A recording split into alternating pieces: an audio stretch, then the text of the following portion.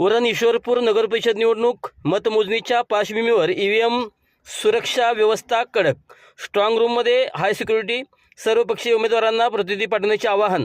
उरण ईश्वरपूर नगरपरिषद निवडणुकीची मतमोजणी आता 21 डिसेंबर रोजी होणार असून मतदारांनी दिलेला कौल सुरक्षित ठेवण्यासाठी प्रशासनाने ईव्हीएम मशीनच्या सुरक्षेची अभेद तटबंदी उभी केली आहे। तहसील कार्यालयाच्या 3ऱ्या मजल्यावर तयार करण्यात आलेल्या स्ट्रॉंग रूममध्ये मतदान झालेल्या ईव्हीएम मशीन अत्यंत कडेकोट बंदोबस्तात ठेवण्यात आल्या आहेत।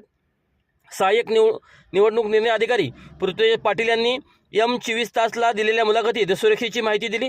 स्ट्रॉंग रूमच्या ठिकाणी कोणत्याही प्रकारचा अनुचित प्रकार घडू नये यासाठी पुरेसा पोलीस बंदोबस्त तैनात करण्यात आला आहे। संपूर्ण परिसरावर बारकाईने लक्ष ठेवण्यासाठी CCTV यंत्रणा 24 तास कार्यरत आहे। मतमोजणी होईपर्यंत ईव्हीएम मशीन पूर्णपणे सुरक्षित आणि निगराणीखाली ठेवले जातील असे आवाहन पाटील यांनी स्पष्ट केले।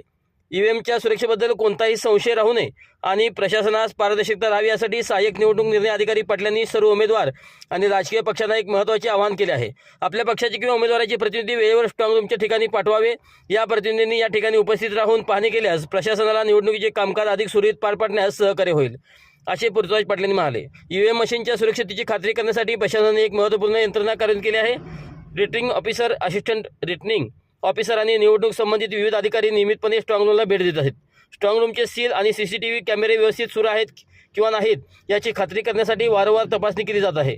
अखेर मतदारांचा विश्वास आणि निवडणुकीची पारदर्शकता कायम ठेवण्यासाठी प्रशासनाने ईव्हीएम मशीनच्या सुरक्षिततेची आणि देखरेखीची पूर्ण काळजी घेतली असल्याचे पृथ्वीराज पाटील यांनी ठामपणे सांगितले।